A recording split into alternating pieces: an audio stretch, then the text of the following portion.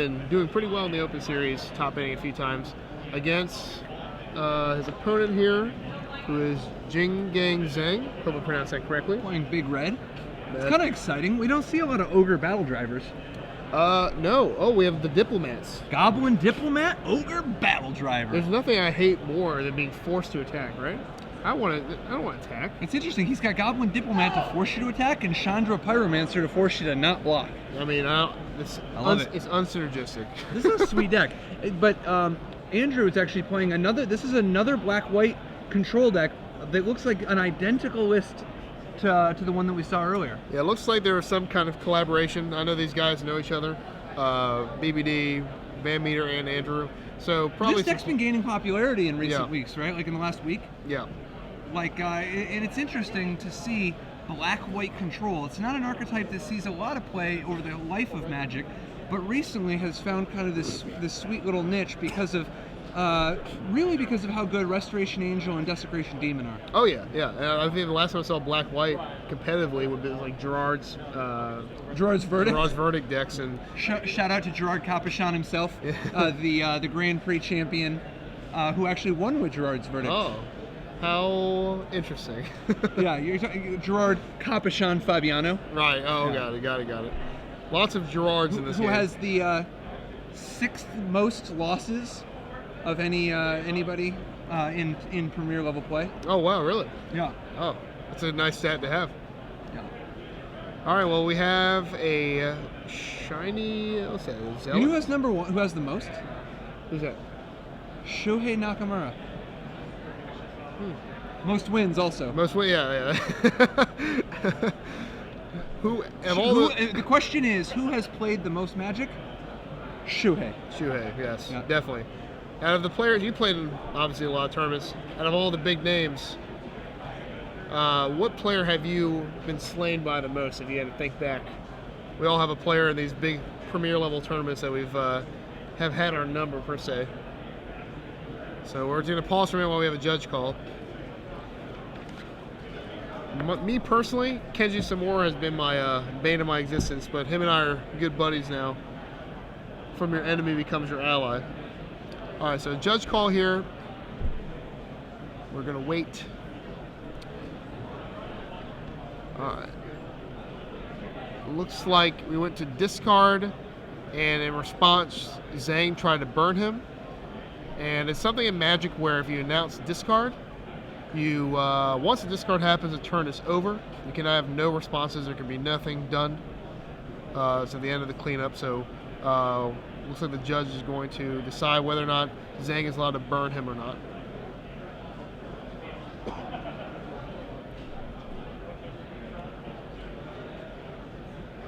All right. Well, why don't we just come back to the booth for a second, because this is obviously a very sensitive subject. Yes. You know. I try to burn you. Oh no! I try to discard. Once you discard, it's over.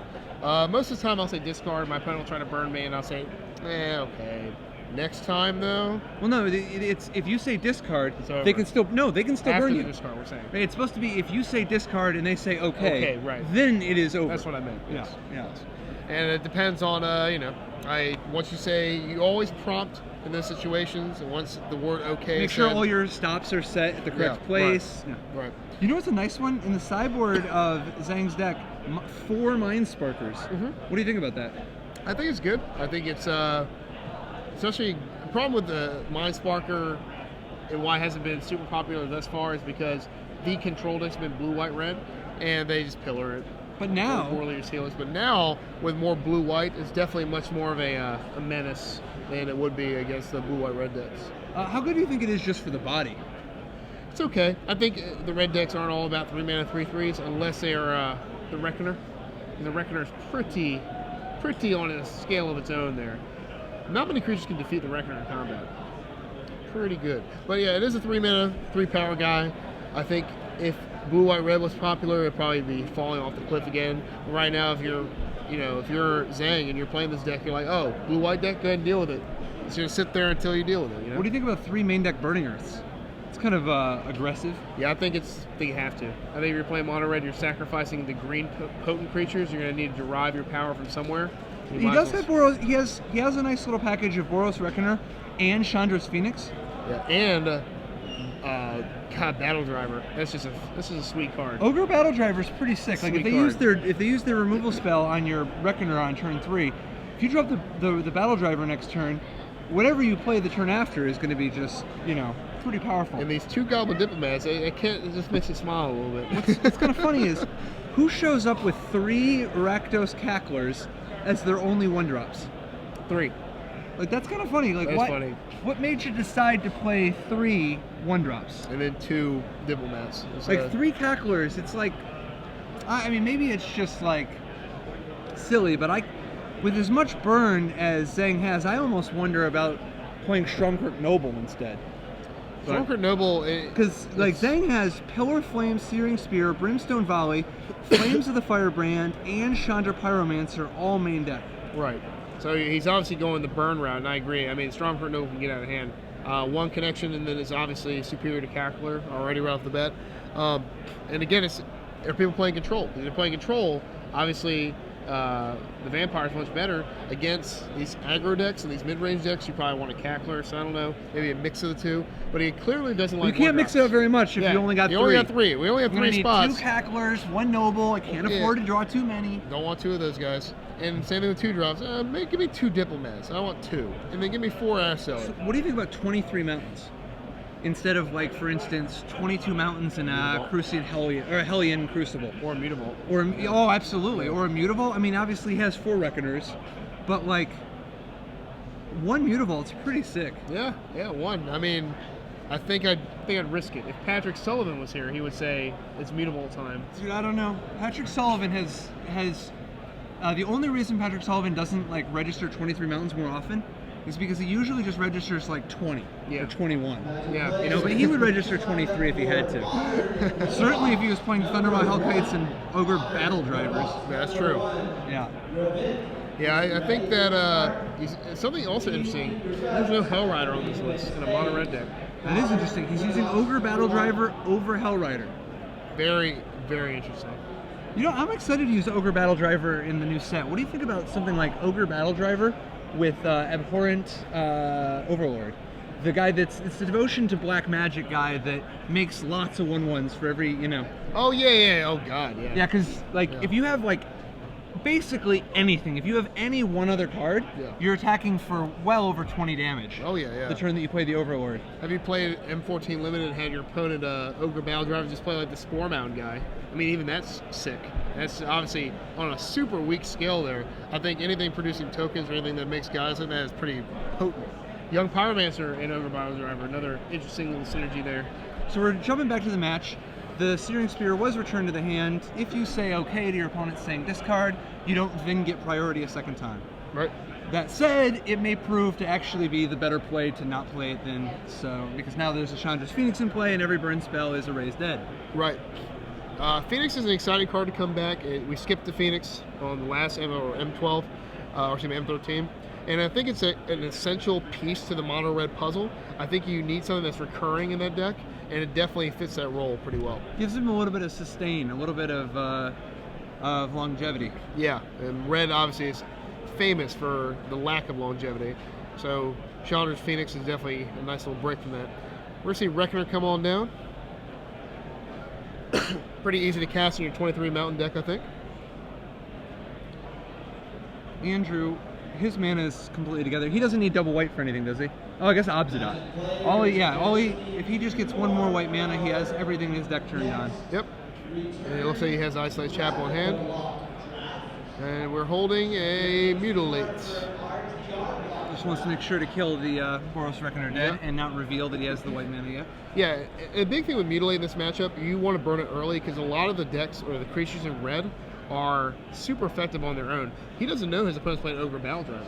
He doesn't know his opponent's playing the top end stuff.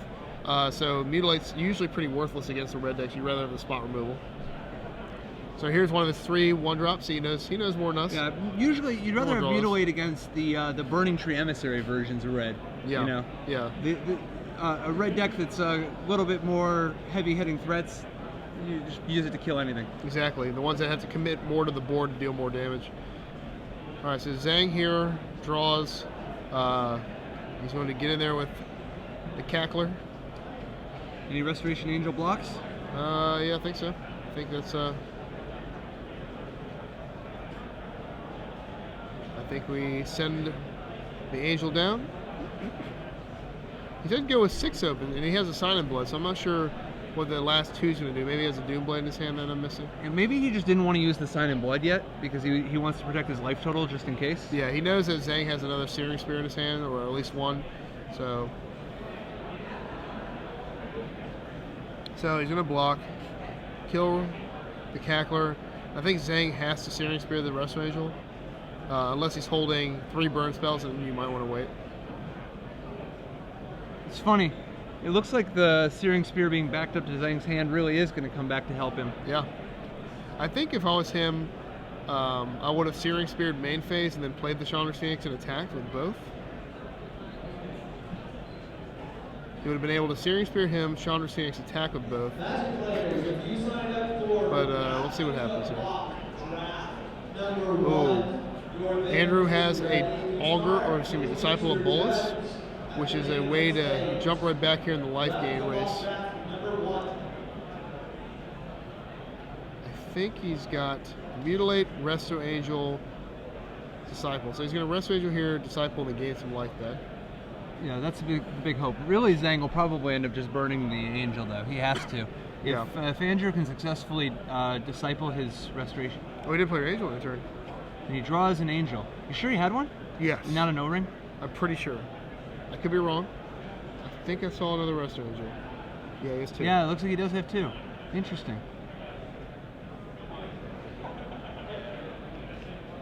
He might have just forgot.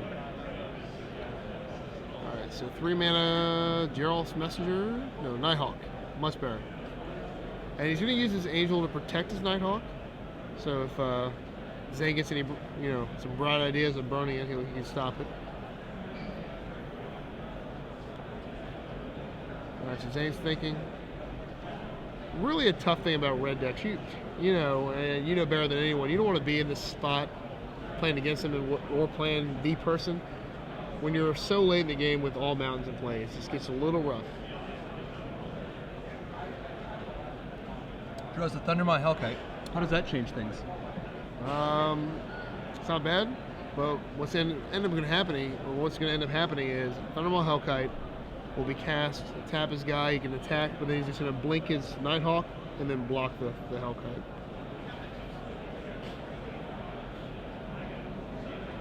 He's just going to, I don't know, he's trying to burn it. And that's not going to work out well.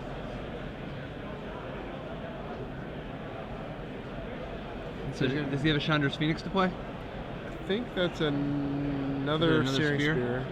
Yep. It is a Searing Spear. So Vampire Nighthawk bites the dust.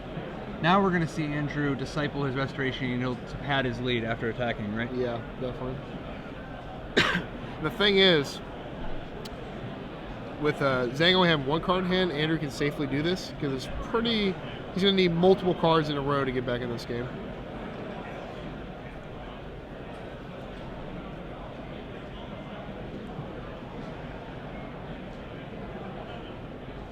Alright, so here comes Disciple, as predicted. Gain some life, draw some cards, have a good time. And what's interesting about the other Angel in his hand is that he can Angel the Disciple again, and then sacrifice that Angel. Yeah. For 3 more life. At will, gain life. Ooh, and that's an Osmodat. Desecration Demon? Yep. Desecration Demon is a really good target to sacrifice to your Disciple as well. Yep, and he's going to go the Osmodat route, but both are good plays here. Yeah, Osmodat just giving him that extra life now. Yeah. You know? And now I think the game is going to get out of hand for Zhang. I don't see Andrew falling behind in this, especially because, I'm at 14 life now, or 12 life now. Definitely a safe life total. I think he's at 14. Yeah, he's about to go up to 14, but he's, importantly, next turn he can play Desecration Demon and Angel his Disciple to gain 6 more life if he needs to. Yeah. Here comes Thundermaw Hellkite. It's one of the times here. Might have been a little better last turn, but I think Andrew might be able to almost kill him. He's got 9, 11 damage from his offense here. 12-13 with the Resto Angel. He's got Mutavault, Osmodat, Disciple, and then double Osmodat Siphon here, but no hurry, you know. Yeah, probably just needs to sack the demon or just play the demon. But I guess if he can actually just play the demon and then later threaten to Angel the demon. Angel the Disciple. Yeah, absolutely. There's really no wrong way to go here for Andrew. He's just I guess he definitely doesn't want to use his removal spells on his own creatures. no. All right, so he's sending in 7, dropping Zhang down to a life total of 6. Andrew will then play a demon here, I think, and then pass turn. And so what do you think about Desecration Demon becoming the new big thing? You know, obviously, Abyssal Persecutor never really enjoyed the kind of success that Desecration Demon is enjoying right now. I think it's a cool card. I think it's very powerful because, you're paying 4 mana for a 6/6 creature with evasion. It's hard to put a negative on that to shy you away from it. I think it really is, the main success of it is Disciple of Bolas. Really? Because think about being able to just, dance around it. Your opponent can set tokens, Lingering Souls tokens, or early things and keep beating your face in. But then if they do, later in the game when you play a Disciple, you're gaining like 10 life, drawing 10 cards. How can you lose from that standpoint, you know? Yeah, I think that Abyssal Persecutor could have been a great card. I think it was really hard for it that it existed in the same format as Jace. Yeah. Jace the Mind Sculptor was just so devastating. Yeah. You just played a Persecutor, then the other person can go, okay, Jace, bounce your Persecutor. Yeah, exactly. And now you've just, you're pretty close to having lost. Yeah, some people tried it. I remember people trying it out. It just wasn't, like you said, Jace is just too dominant back then. Callie Woods actually had a pretty sick extended deck that had both Abyssal Persecutor and Baneslayer Angel. The idea being that they kill your Persecutor because it's such a big board presence, right? And then your Baneslayer Angel lives. Yeah. All right, well, unless Zhang drops a couple Baneslayers here, I don't see him, Packs it in. That's it. Andrew Tenjum is victorious, advancing to 4-0 with Black-White Control representing Hot Sauce Games. Andrew's Black-White Control deck has definitely been one of the more popular decks we've seen today. Yeah, definitely. It's something where you see a lot of good players playing it. Pretty much a lot of the people here that are decent and have played the Open Series pretty heavily are going to be the ones that are going to be battling with this deck. It's pretty cool to look at.